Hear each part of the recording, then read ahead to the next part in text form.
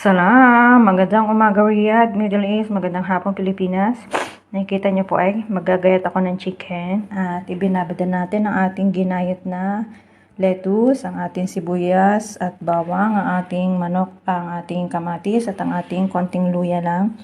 Ang gagawin po natin ngayon para sa ating tanghalian ay kinamatis. Gisa po natin ang manok muna. Lagyan natin ang sibuyas at bawang.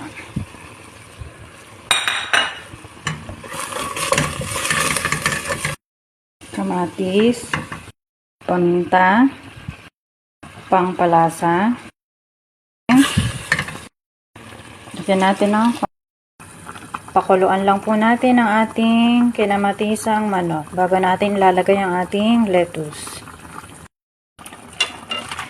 Lagay na natin ang ating lettuce.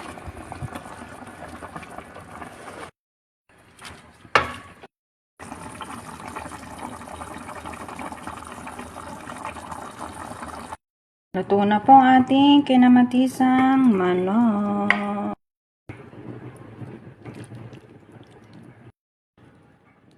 Kinamatisang manok po natin. Lalagyan po natin ng konting sabaw para may sabaw ang aking alam.